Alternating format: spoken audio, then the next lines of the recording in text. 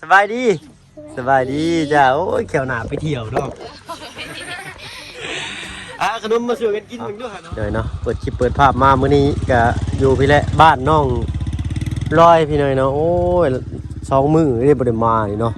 เมื่อวานนี่ว่าสิมากะค่ำก่อนพี่หน่อยเนาะก็เลยมาตอนบ่ายๆมื้อนี้ก็ได้เนาะมาเยี่ยมมายามเบิ่งน้องเพิ่นอีกก่อนพี่หน่อยเนาะโอ้ยใช่ละสบายดีน้องโอ้ยกินข้าวกินน้ำหรือบ่คือเงาเสาสอยแท้เด่นนี่เนาะบ่ได้เสาเนาะเป็นอันนี้เนาะเป็นไงมื้อนี้มีไผเนี่ยเขามาหาเจ้าล่ะเนาะขอโทษขออภัยปะลุงเพิ่นพี่น้อยน้องบ่เพิ่นบ่มีไม้ปะลุงโอ้ยบ่ได้ยินเสียงเพิ่นว่าเนาะเสียงอันไม้บ่มีพี่น้อยขอโทษขออภัยมีแต่ว่าสิให้น้องเพิ่นเว้าสิดังๆนิดหน่อยนึงเนาะน้องผมเฮ็ดคนเสียงคอยจ้ำอยู่กันอยู่ซ่านกับไผล่ะมื้อนี้อยู่กับน้าสาว กับน้าสาวเพิ่นเนาะ ดู มันเข้ามาก็โอ้ยพี่น้องเนาะตากแดดมาแล้วก็เตาลื้อ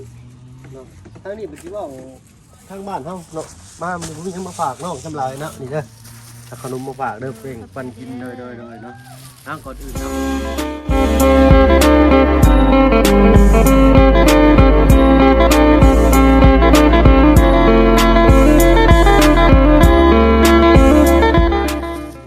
การทักทายสบายดี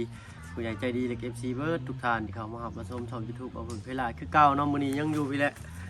อยู่บ้านอยู่ช่องเนาะมาทางดงเห็นบ้านนาคำใต้ครั้งที่2แล้วว่าเพิ่งเข้ามานี่พี่เนยเนาะมาลบก่อนอยู่ที่ค่ำๆเนี่ยบ่ฮู้ยังเป็นยังพี่เนยเนาะมาตอนกลางคืนคือจะว่าไกลแท้ได้เนาะขี่รถเลยพุ่นมากลางเว้นบ้านนี่ออกมาจากดงเห็นก็ขี่รถมาก็คือแป๊บเดียวเนี่ยพี่เนยเนาะมันก็บ่ได้ไกลแล้วน้องเนาะหอนว่า6 หลัก7 หลักประมาณนี้แหละแต่ดงเข็นก็มาก็ได้เลยบ้านหน้าเพกเลยทั้งเขาว่าหน้าเพกมากกะลัก2 หลักนี่แหละเนาะตู้ไปใช้สลามนี่ไปดอกหน้าไกลอยู่น่าจะโดยไกลไปทางไหนทางหน้าน้องควันอยู่ทางนี้โดยทางบ่ปึ่ง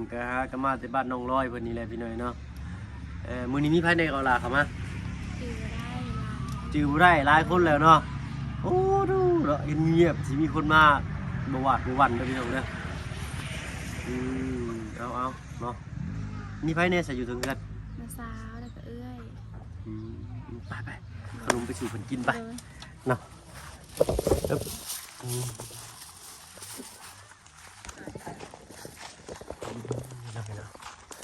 วัดสองเงินซาเราก็ลังใหญ่ที่แต่ว่าประตูประต่างกับบุมีนี่เนาะตู้เพิ่นประตูเพิ่นตะกี้ได้นี่ซึ่งใช้เพิ่นย่ายจะสักเทื่อเลยน้องนี่เพิ่นย่ายเพิ่นเคยย่ายเฮือนบ่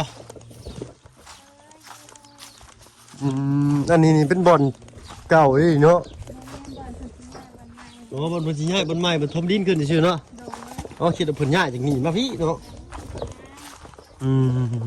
อันนี้แนวอันบดมันเพิ่นโมเมนต์เนาะก็ดูดิฉันก็แนวซับมันนะใช่ตัวอยู่กันอัน3 4 คนฮึบ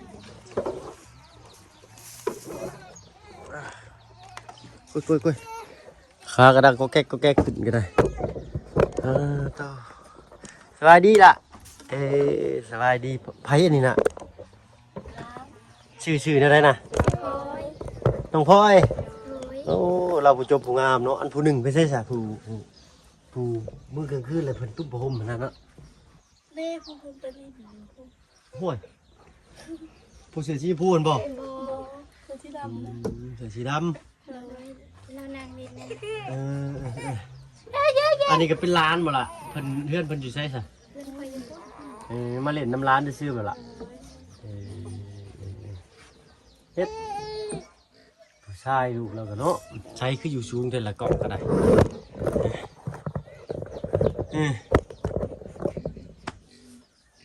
คือเมย์เนาะดังแล้วเนาะดังโมคือเมย์ซ้ำไปพ่อกับพัวจะอยู่ใส่ละอยู่น้ำเฟซบุ๊กไปหาไปก่อนบันเป็นมาหาก่อนพัวจะอยู่20 ปีเนาะ ยังบ่เคยเห็นหน้าค่าตาผัวแล้วจักเทื่อมีเฟซแล้วบ่ มี ใช้เขาเบิ่งนี่นะบ่าวเขาเบิ่งนี่ได้บ่เจ้าฮู้จักเนาะเจ้าว่าน่ะบ่าวเคยเห็นเพิ่นบ่จัก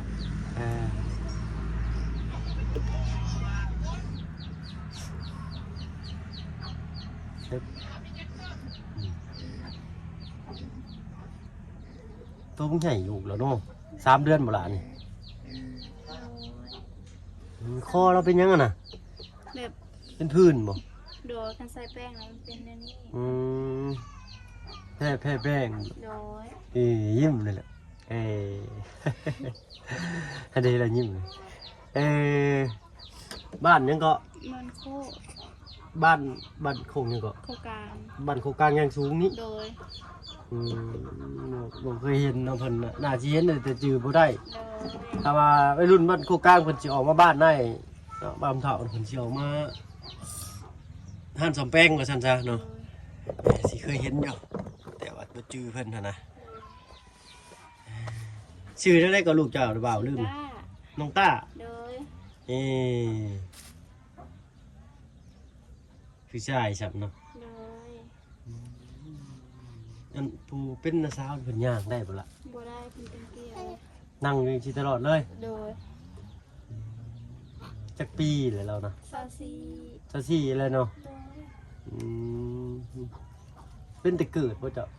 โดยเกิด เป็นแต่เกิดเลยเนาะ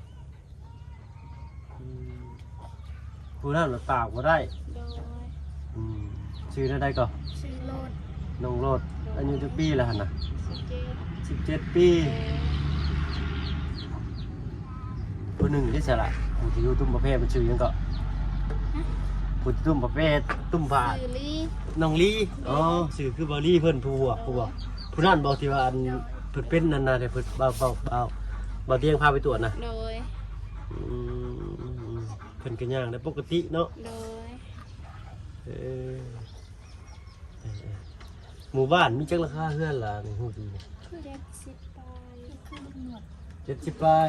ถ้าลุงหนวดเพิ่นก็เข้ามาไปเด้อเนาะเข้ามากะรู้จักลุงหนวดเนาะเจ้าก็ได้แล้วเข้ามาจักเทื่อเลย เป็นทางเสียสามเถื่อน เพิ่นผู้ชื่อได้ก็ได้ว่าลืมเด้ ก่อน สาวอ่อนเนาะ เด้ออั อันนี้24 ปีบ่าวมีชื่อว่าบ่าวเพิ่งเด้อเนาะอันนี้27 ปีแล้วเนาะ โดย ว่าวันที่5 เดือน 2นี่ก็27 ปีเต็มแล้วนี่เนาะใกล้อีเฒ่าเป็นมื้อหน้าแล้ว ผู้นี้จะคือเกศแท้นี่เนาะ โดย มาละ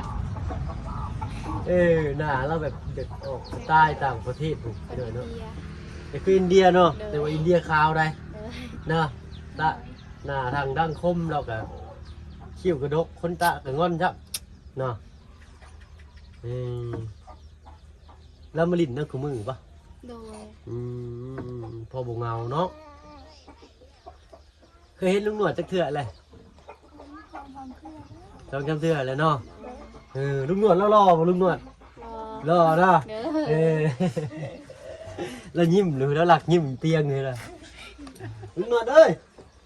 ปอจุนายปอจุนายปอจุนายอายุแม่นมาเด้อ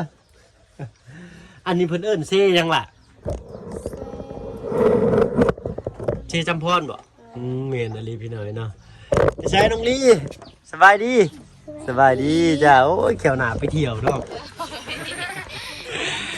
ขนมมาซื้อกันกินมึงด้วยเนาะแซ่บอยู่บ่เอาบ่แซ่บเลยมื้อหน้าสิบ่ซื้อมาให้ได้เนาะน้องทีมมึงอยู่ล่ะเอ้าเป็นหยัง เด็กน้ำพยา ยังบ่อยาก โดยเพิ่นกินแล้ว มันกินน่ะกินนี่เนาะตัวบ่ฮ้อนบ่ลุงมื้อนี้คือใส่เสื้อแขนยาวเขาแท้ใส่2โตเชื่อตัวในตัวหนึ่งตัวนอกอีกตัวหนึ่งอีกแล้วเปิดพุ่งให้ปลาลุงเบิ่งบาดนี้เนาะ เนาะทางเบาเตียงเพิ่นพาไปตรวจ โดย แล้วหมอเพิ่นให้ยามาหลายบ่ เพิ่นบ่ได้ให้เพราะเพิ่นบ่จักแม่สิให้ จะเป็นหยังเนาะเป็นแต่เกิดเพิ่นบ่ โดย พาไปตรวจเบิ่งอาการซื่อๆเนาะ ลิ้นเนาะ จะจัดยายังไงแล้วเพิ่นก็ได้ต้องไปตรวจเพิ่นว่ามีทางรักษาหายบ่เพิ่นว่า มันมีแต่ว่าไป ลงมา เป็นห้องหมอใหญ่ข้ามฝั่งไทยพุ่นบ่ ลงลง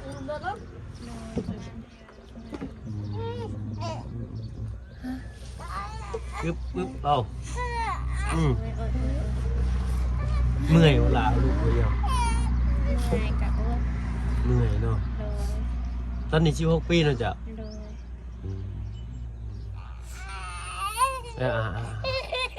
เฮ็ดให้ละบัดนี้เพิ่นกินนมส่งบ่ล่ะ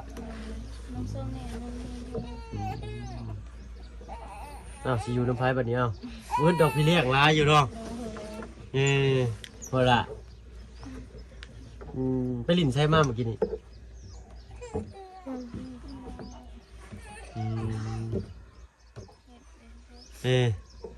เนาะประตูเพิ่นออกหน้าจักโมงล่ะเพิ่นเข้ามานี่พากันกินข้าวกินน้ำหรือบ่นี่พากันกินข้าวกินน้ำไม่ล่ะกินแล้ว อยู่จริงๆแล้วเนาะแต่ละมื้อแต่ละเว้นอยู่เลยมันยำให้ยำหน้ากับซอยกันเฮ็ดให้หน้าบ่ล่ะเนาะสิแบบที่ไหนเนาะเอาให้เพิ่นอึบน้องตาเนาะทางผู้เป็นพ่อเพิ่นได้เบิ่งคลิปจุม่ายหรือบ่เบิ่งเลยเนาะเพิ่นว่าแนวใดเพิ่นโทรมาอยู่บ่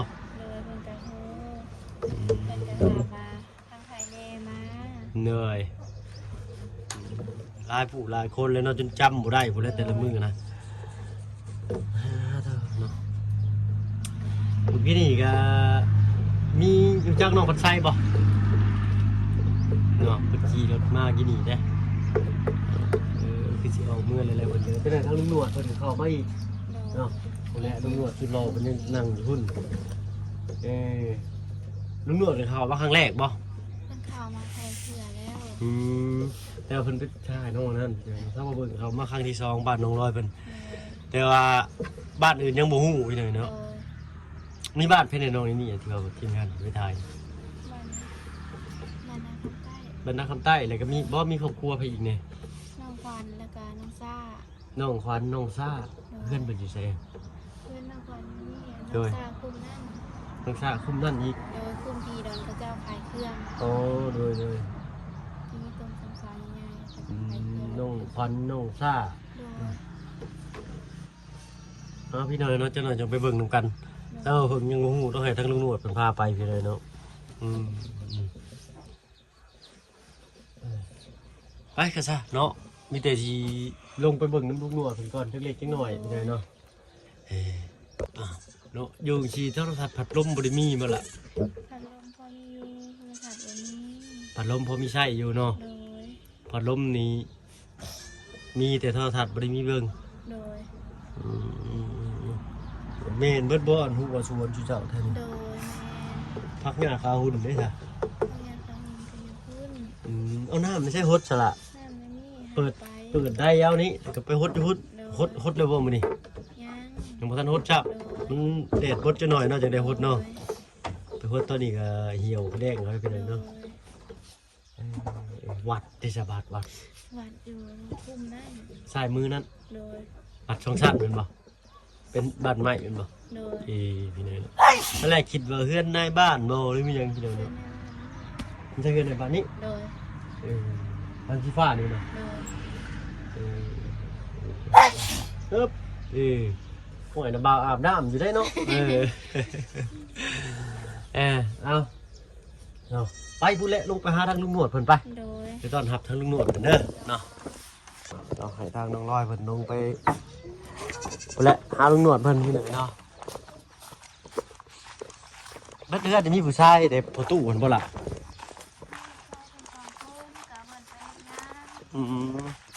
พวกเจ้าน่ะเห็นบ่ลูกชายเพิ่นเองเอาถ่าเพิ่นอยู่นี่ละฉันมันแดดให้เพิ่นย่างมาเองเพิ่นรอดเนาะเธอบ่ได้เห็นหน้าค่าตาจะดนพี่หน่อยเนาะเธอจะลืมตัดผมบ่จักฮะลืมตัดผมบ่จักฮะแต่ว่านี่แหละแต่เก่าคือบ่มักเนาะทรงนี่ซื่อนี่เป็นวัยรุ่นอยู่หลายเติบเด้เราก็ได้เนาะ สบายดีจ้าโอ้ยเนาะเป็นจังไดมาจังไดเนาะเป็นจังไดมาจังไดนี่ มาแต่พลานนะ แต่ มาฮอด ไปขึ้นไปน่ะ ว่าเอาแต่เวหาน้องน้อยไปถึงสิมาทั้ง นุ่งลอยเพิ่นเนาะโอ้จักเทื่อเลยเขามานี่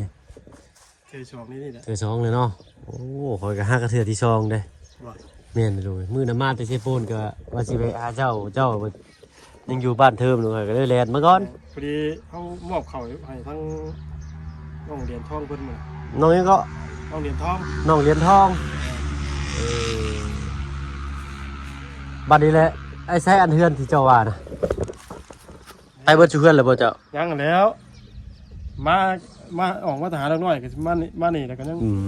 บ่เจะเคยไปเบิดชูบอลเลยบ่วะ กะฮู้จักแต่เพิ่นน้องร้อยแล้วก็น้องขวัญน้องซ่าเพิ่นนั่นแหละฮู้อยู่ ก็ฮู้เบิดเลยเด้ฮะบ่ก็สำนั้นแหละ ข้างในมันกายกันน้องอึ่งน้องเขียด ใช่ ข้างในอยู่ทั้งเจ้าเลนกายพุ่นแหละ บ่หมู่บ้านอันที่ว่ามีทางใหม่ลงบ้านยังลุงน่ะ จักเด้อมันยังบ่ได้ บ่ล่ะบ้านยังที่เพิ่นเฮ็ดทางใหม่ลงไปอะ บ่แม่นพาอันบ้านแต่มันเป็นแกงคือเจ้าชีวิตแบบมันคือสุยนะ เพิ่นสิเฮ็ดพายน้ำรถว่าซั่นซะ โอ้ย โอ้เดี๋ยวเขาสิแล่นรถลงไปเบิ่งก่อน ลงไปเบิ่งพานรถนะ แม่นข่อยเคยเห็นอยู่แต่ข่อยอยากเบิ่งอีกเนาะ ไปเบิ่งแนวครับ เอาครับสองขับซ้ายพี่หน่อยเนาะเอากระสันในทางลุงหนวดเป็นเขามาโอ้ลมน้ำน่วงเป็นเติมอีกพี่น้อยทางมาเพิ่งก็สิขอตัวลำลาก่อนแล้วบัดนี้เนาะครับมืดเลยบัดนี้ค่อยคำลงแรงเลยเนาะใกล้โบราณไปพายน้ำล้นนี่ กะกะที่ค่อยเห็นกะแม่นสุดเลยอะเนาะ อื ค่อย ม เห็นเถียง โดยไปตามเส้นทางที่ประเทศใหม่นั้นมันเป็นพายน้ำล้นเอาไปเบิ่งได้ติ ได้อาจารย์ลงดินตลอด โอ้มีคนลงลิ้นพร้อมบ่เพิ่นสิเฮ็ดบ่อนท่องเที่ยวบ่เนาะ โดยปีนี้เพิ่นสิเปิดในโครงการปีแรกเลย บาโตเนาะโอ้ยคือสิบ่ได้มาล่ะพี่น้อยเนาะยากลูกยากเต้าอยู่บ้านอยู่ซองเอากระสันนายไปก่อนเด้อน้องเด้อเนาะสบายดีเด้อนึงยี่เขียวลงไปเบิดหาริมให้เลยเนาะเอาเนาะไปก่อนพี่น้อยเนาะไปก่อนแล้วได้ลุงหนวดเด้อไปหาอันอัปโหลดคลิปไปลุงเพิ่นเบิ่งก่อนเด้อสบายดีจ้ะ ขอบคุณ เด้อเนาะโอ้หากับพ่อกันเนาะติดนเลย นะ รอดูเก่าได้ลุงหนวดนี่ว่าธรรมดาเจ้าเด้อ โอ้ได้48 ค่อยก็สิ30เลยนี่ไปเด้อ เหนื่อยฉันอายุ50เลยนะไปเมื่อไหร่พี่น้อยเนาะโอ้ยบายผู้พรคลิปหน้าพี่น้อยเนาะคลิปนี้เท่าผมขอตัวลำลาแล้วเนาะอยู่ดีแม่งมืดสุขสุคนมาแล้วพี่น้องสบายดีจ้ะ